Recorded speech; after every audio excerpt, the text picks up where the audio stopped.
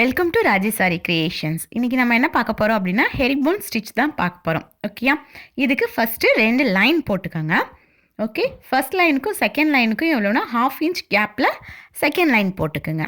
Okay, 2 லைனையும் போட்டுட்டு நம்ம வந்து மார்க் பண்ண போகிறோம். எவ்வளோக்கு டிஸ்டன்ஸில் மார்க் பண்ண போகிறோம் அப்படின்னா 0.5 இன்ச்சஸாக மார்க் பண்ணுறோம். ஓகேயா, அதே மாதிரி கீழேயும் 0.5 இன்ச்சஸாக என்ன பண்ணுறோன்னா மார்க் பண்ணிக்கிறோம்.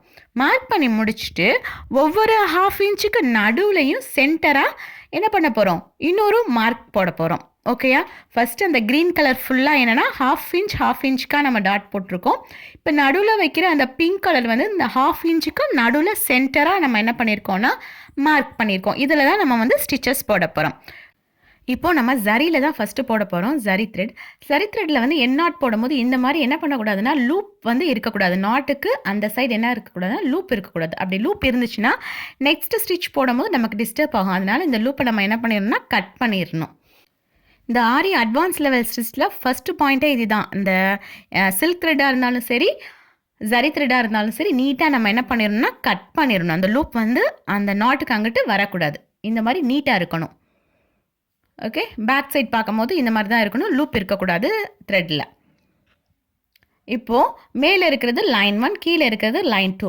லைன் 1 எப்படி மார்க் பண்ணியிருக்கோன்னா 1 2 3 4 5 அப்படின்னு மார்க் பண்ணியிருக்கோம். லைன் 2 வந்து ABCDE அப்படின்னு மார்க் பண்ணியிருக்கோம். ஓகேங்களா, இப்போது ஃபஸ்ட்டு ஸ்டார்ட் பண்ணும் போதே நம்ம என்ன பண்ணணும், லாக் ஸ்டிச் கொடுத்து தான் ஸ்டார்ட் பண்ணணும். அது எந்த இது ஸ்டார்ட் பண்ணணும் அப்படின்னா லைன் 2ல் ஏல வந்து நம்ம ஸ்டார்ட் பண்ணுறோம். ஓகேயா, லாக் ஸ்டிச். ஏன் லாக் ஸ்டிச் கொடுக்குறோம், நம்மளோட அந்த ஸ்டிச்சஸ் வந்து மூவ் ஆகக்கூடாது அப்படிங்கிறதுக்காக லாக் ஸ்டிச் கொடுத்து நம்ம ஸ்டார்ட் பண்ணுறோம். ஓகேங்களா, இப்போ லைன் 2ல் இருந்து நம்ம எங்கே போகணும்னா லைன் 1 நம்பர் 3. ஓகேங்களா, அங்கே போயிட்டு ஒரு ஸ்டிச், ஒரு லாக் ஸ்டிச் வந்து உங்களோட ரைட் சைடில் தான் லாக் ஸ்டிச் கொடுக்கணும். ஓகேயா, லாக் ஸ்டிச் கொடுத்துட்டு ஸ்டிச்சை அப்படியே என்ன பண்ணணும்னா ரிவர்ஸில் கொண்டு வரணும். ரிவர்ஸில் எங்கே கொண்டு வரணும், லைன் 1ல் நம்பர் 2 இருக்குது பார்த்தீங்களா, அங்கே கொண்டு வரணும்.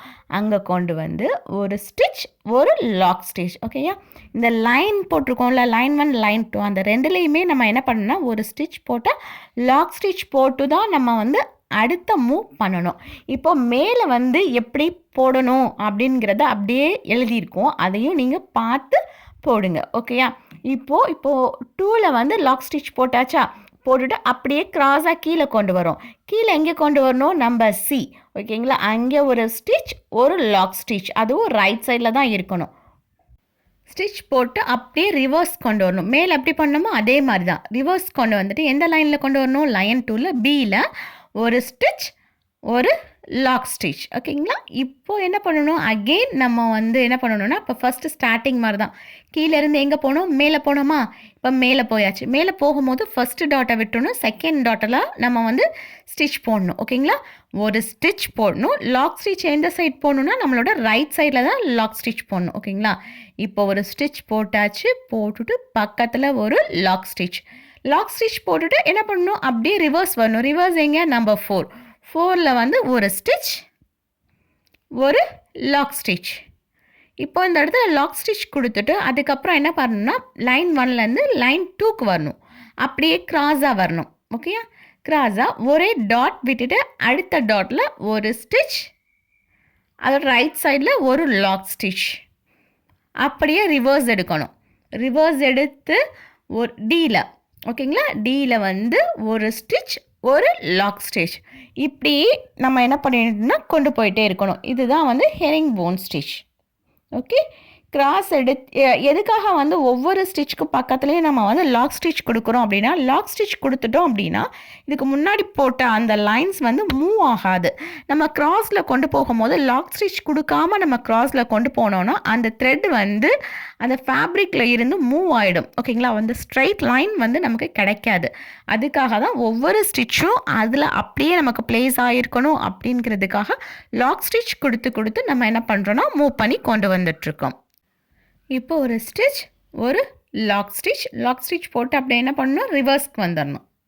ஓகே, ரிவர்ஸில் வந்து நம்ம என்ன பண்ண போகிறோம்னா ஒரு செயின் ஸ்டிச், அந்த டாட்டில் வந்து ஒரு செயின் ஸ்டிச் கொடுத்துட்டு அந்த செயின் ஸ்டிச் மூவ் ஆகாமல் இருக்கிறதுக்காக லாக் ஸ்டிச் கொடுக்குறோம்.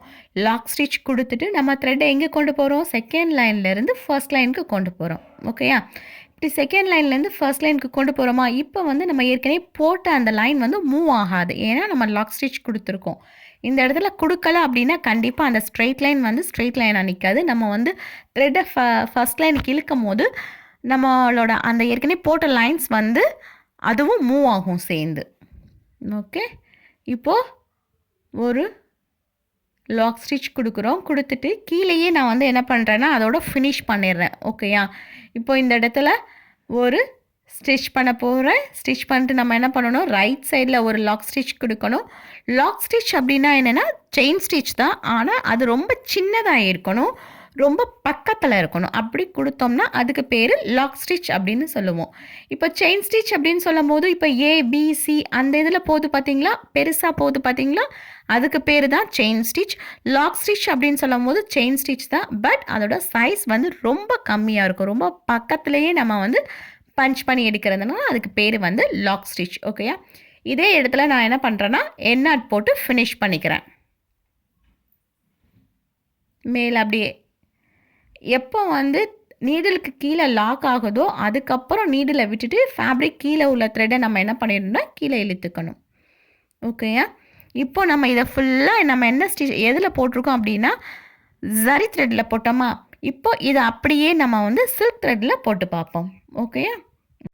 இப்போ அதே மாதிரி தான் 2 லைன் நம்ம வந்து ட்ரா பண்ண போகிறோம். 2 லைனுக்கு முன்னாடி வந்து ஃபர்ஸ்ட் லைனுக்கும் செகண்ட் லைனுக்கும் கேப் வந்து 1/2 இன்ச் சொல்லியிருந்தேனா, இப்போ வந்து ஃபர்ஸ்ட் லைனுக்கும் செகண்ட் லைனுக்கும் நடுவில் கேப் வந்து 0.5 சென்டிமீட்டர். ஓகேங்களா? மேலே போட்டிருக்கிறது ஃபுல்லாக இன்ச்சஸில் போட்டிருந்தோம். இப்போ கீழே வந்து அதோட கேப் வந்து சென்டிமீட்டரில் போட்டிருக்கோம். முன்னாடி மாதிரி தான் வந்து ஃபுல்லாக நம்ம என்ன பண்ணியாச்சுன்னா, ஒவ்வொன்றிலையா பாயிண்ட் பண்ணியாச்சு. பாயிண்ட் பண்ணிட்டு ஃபஸ்ட்டு நம்ம என்ன பண்ண போகிறோம்னா, செகண்ட் லைனில் தான் ஸ்டார்ட் பண்ண போகிறோம். ஸ்டார்ட் பண்ணும்போது லாக் ஸ்டிச் கொடுத்து ஸ்டார்ட் பண்ணிடுவோம். ஓகேங்களா? இப்போ இதை நீங்கள் வந்து ப்ளவுஸில் வந்து நெக்குக்கோ இல்லை வந்து ஹேண்டில் ஸ்லீவுக்கோ நீங்கள் இதை வைக்கிறீங்க அப்படின்னா, ஸ்டார்டிங் பொசிஷனும் எண்டிங் பொசிஷன் ஆஃப் த ஸ்டிச்சும் வந்து நமக்கு சேமாக இருக்கணும். அப்படி சேமாக இருக்கணும் அப்படின்னா என்ன பண்ணணும்னா, இப்போ செகண்ட் லைன்லேருந்து இந்த ஃபஸ்ட்டு ஸ்டிச் ஸ்டார்ட் பண்ணியிருக்கேன்ல, இதை அப்படியே க்ராஸாக கொண்டு போயிட்டு ஃபஸ்ட் லைனில் தேர்ட் பாயிண்டில் வைக்காமல் என்ன பண்ணணும்னா, செகண்ட் பாயிண்டில் வச்சு நீங்கள் வந்து அந்த ஸ்டிச்சை கண்டினியூ பண்ணீங்க அப்படின்னா, மேலேயும் கீழேயும் starting point and ending point கரெக்டாக இருக்கும். நம்ம வந்து அதுக்கு நடுவில் ஏதாவது பிளேஸ் பண்ணுறதுனாலும் நீட்டாக இருக்கும். மேலே உள்ள ஸ்டிச் அந்த ஜரி த்ரெட்டில் போட்டிருக்கோம் பாருங்கள், அதில் எண்ட் பொசிஷன் பார்த்தீங்கன்னா அதோட ஸ்டார்டிங் அண்ட் எண்டிங் கரெக்டாக இருக்கும். ஆனால் ஸ்டார்ட் பொசிஷனில் பார்த்தீங்க அப்படின்னா ஒரு ஹாஃப் வந்து மிஸ் ஆன மாதிரி இருக்கும். ஸோ ப்ளவுஸில் நம்ம போடும்போது ஒரு ஹாஃப் மிஸ் ஆன மாதிரி இருந்துச்சுன்னா பார்க்குறதுக்கு நீட்டாக இருக்காது. அதனால தான் என்ன சொன்னேன்னா, ப்ளவுஸில் போடுறீங்க அப்படின்னா கீழே இருந்து ஃபர்ஸ்ட் பாயிண்ட்லேருந்து கிராஸ்க்கு போகும்போது தேர்ட் டாட்டில் வைக்காமல் செகண்ட் டாட்டில் வச்சு நீங்கள் ஸ்டிச்சஸ் போட்டிங்க அப்படின்னா, ஸ்டார்டிங்கும் வந்து உங்களுக்கு என்ன ஆகும்னா, ரெண்டுமே வந்து கரெக்டான பொசிஷனில் ஸ்டார்ட் ஆகிருக்கும், ரெண்டுமே கரெக்டான பொசிஷனில் எண்ட் ஆகிருக்கும். இப்போ லாக் ஸ்டிச் கொடுத்து நம்ம என்ன பண்ணணும், அப்படியே கிராஸாக கொண்டு போகணும். ஓகேங்களா? இப்போது வந்து ஸ்டார்டிங் வந்து நமக்கு வந்து ஈக்குவலாக இருக்காது. ஏன்னா நம்ம வந்து தேர்ட் பாயிண்டில் எடுக்கிறோம். நமக்கு வந்து ஈக்குவலாக இருக்கணும் அப்படின்னா நம்ம என்ன பண்ணணும்னா, செகண்ட் பாயிண்டில் இந்த ஸ்டிச்சை நம்ம வந்து ஸ்டார்ட் பண்ணியிருக்கணும். ஓகேயா? இப்போது ஒரு ஸ்டிச் பண்ணிவிட்டு ஒரு லாக் ஸ்டிச் கொடுக்கணும். லாக் ஸ்டிச் வந்து ரைட் சைடு தான் கொடுக்கணும், லெஃப்ட் சைடு கொடுக்கக்கூடாது. ரைட் சைடு லாக் ஸ்டிச் கொடுத்துட்டு அப்படியே ரிவர்ஸில் வந்துட்டு ஒரு ஸ்டிச், ஒரு லாக் ஸ்டிச். ஓகேங்களா? ஒரு ஸ்டிச் கொடுத்தாச்சு, ஒரு லாக் ஸ்டிச். இப்போ ஃபர்ஸ்ட் லைனில் ஸ்டிச் முடிச்சாச்சு. அடுத்து அப்படியே என்ன பண்ணணும்னா, க்ராஸாக செகண்ட் லைனுக்கு கொண்டு வரணும் அந்த த்ரெட்டை.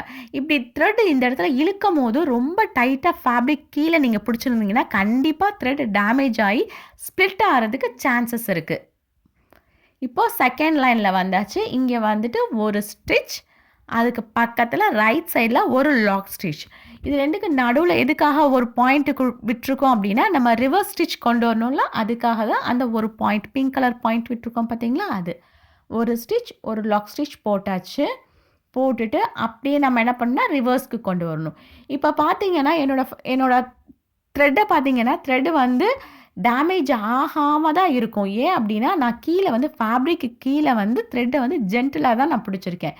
இப்போ இந்த லாக் ஸ்டிச் போடும்போது மேக்ஸிமம் உங்களுக்கு வந்து த்ரெட்டு வந்து டேமேஜ் ஆக சான்சஸ் இருக்குது. ஏன்னா நீங்கள் ஃபேப்ரிக் கீழே உள்ள த்ரெட்டை வந்து ரொம்ப டைட்டாக பிடிச்சிருந்தீங்க அப்படின்னா, ஒரு செயின் ஸ்டிச்சுக்கு பக்கத்துலேயே நம்ம போடுற லாக் ஸ்டிச் வந்து கேப் ரொம்ப கம்மியாக இருக்கும். அந்த கம்மியான கேப்பில் நம்ம புஷ் பண்ணி இழுக்கும் போது கண்டிப்பாக த்ரெட் வந்து டேமேஜ் ஆகும். அப்படி ஆகக்கூடாது அப்படின்னா நம்ம என்ன பண்ணணும்னா, ஃபேப்ரிக் கீழே உள்ள அந்த த்ரெட்டை கொஞ்சம் ஜென்டிலாக ஹேண்டில் பண்ணணும். ஓகேயா? இப்போது ஒரு ஸ்டிச், ஒரு லாக் ஸ்டிச் கொடுத்தாச்சு. கொடுத்துட்டு அப்படியே நம்ம என்ன பண்ணணும், ஃபர்ஸ்ட் லைன்லேருந்து செகண்ட் லைன் வரணும். செகண்ட் லைன் வரும்போது ஒரு டாட் விட்டுட்டு வரணும். வந்தாச்சு. வந்துட்டு ஒரு ஸ்டிச் பண்ணிவிட்டு பக்கத்தில் இந்த சென்ஸ் நம்மளோட ரைட் சைடில் ஒரு லாக் ஸ்டிச் கொடுத்துட்டு அப்படியே ரிவர்ஸில் வரப்போகிறோம். ஓகேங்களா? அப்படியே ரிவர்ஸில் வரப்போகிறோம். ரிவர்ஸில் வந்துட்டு ஒரு ஸ்டிச், ஒரு லாக் ஸ்டிச்.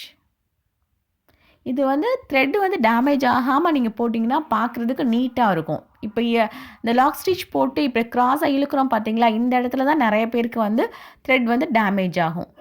இப்போது இந்த இடத்துல வந்து ஒரு ஸ்டிச், ஒரு லாக் ஸ்டிச் கொடுக்க போகிறோம். இந்த மாதிரி ஸ்டிச் பண்ணும்போதும் இந்த மாதிரி இப்போ பாருங்கள், நம்ம த்ரெட்டு வந்து நீடில் விட்டு வெளியில் வந்துச்சா, இப்படி வர்றதுக்கும் சான்சஸ் இருக்குது. இது ஏன் நீடில் விட்டு வெளியில் வருது அப்படின்னா, நம்ம கரெக்டாக என்ன பண்ணலை அப்படின்னா அதை வந்து ஹோல்ட் பண்ணலை அப்படின்னு அர்த்தம்.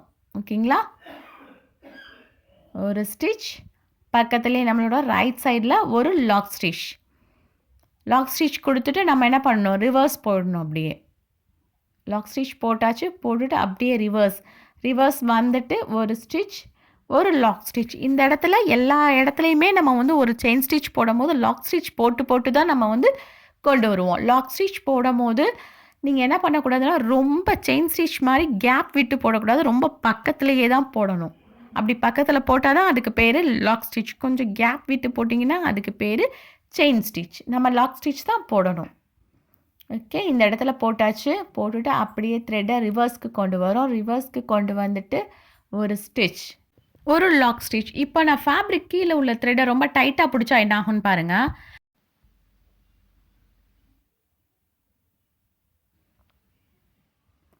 அந்த ஃபேப்ரிக்கே வந்து என்ன ஆச்சுன்னா கொஞ்சம் லைட்டாக அப்பில் வந்து மூவ் ஆன மாதிரி இருந்துச்சு. அந்த மாதிரி தான் நமக்கு இருக்கும். அப்படி அப்பில் மூவ் ஆன மாதிரி, அதாவது நீடில் வந்து பிடிச்சி இழுக்கிறதுக்கு கஷ்டமாச்சுன்னா கண்டிப்பாக த்ரெட் வந்து டேமேஜ் ஆகும். ஓகே, ஒரு ஸ்டிச், ஒரு லாக் ஸ்டிச். அப்படியே ரிவர்ஸில் கொண்டு வந்து ஒரு ஸ்டிச், ஒரு லாக் ஸ்டிச். இந்த ஒவ்வொரு கேப் இருக்குது பார்த்தீங்களா, அந்த இடத்துல ஃபுல்லாக நீங்கள் வந்து பீட்ஸ் வந்து லாக் பண்ணால் நீட்டாக இருக்கும். சிங்கிள் பீடில் லாக் பண்ணாலும் நல்லாயிருக்கும். இல்லை ஹாஃப் பீட்ஸ் வந்து நீங்கள் லாக் பண்ணாலும் நல்லாயிருக்கும். அப்படி இல்லை அப்படின்னா நம்ம மோட்டிஃப்க்கு வந்து பீடில் போடுவோம் பார்த்தீங்களா, ஒரு பஞ்ச் பீட், ஒரு சுகர் பீட் போடுவோம்ல, அந்த மாதிரி போட்டிங்கன்னா கூட நீட்டாக இருக்கும் உங்களுக்கு பார்க்குறதுக்கு. இதை ப்ளைனாக அப்படியே விடாமல், அப்படி இல்லை அப்படின்னா ஃப்ரெஞ்ச் நாட் போட்டிங்கன்னா த்ரெட்டில் போட்டாலும் நீட்டாக இருக்கும். ஜர்தோசியில் போட்டால் கூட அது ரொம்ப நீட்டாக இருக்கும். என் நாட் போட்டு இந்த இடத்துல நம்ம என்ன பண்ண போகிறோம்னா ஃபினிஷ் பண்ண போகிறோம். ஓகேங்களா? இதுதான் இந்த ஹெரிங் போன் ஸ்டிச். இதை ப்ராக்டிஸ் பண்ணி பாருங்கள். நீங்கள் ப்ராக்டிஸ் பண்ணி பார்க்கும்போது தான் உங்களுக்கு வந்து நிறைய டிப்ஸ் அண்ட் ட்ரிக்ஸ் உங்களுக்கே தெரியும். ஸோ ப்ராக்டிஸ் பண்ணி பாருங்கள். தேங்க்யூ. தேங்க்ஸ் ஃபார் வாட்சிங். Please subscribe my channel for more videos. Thank you.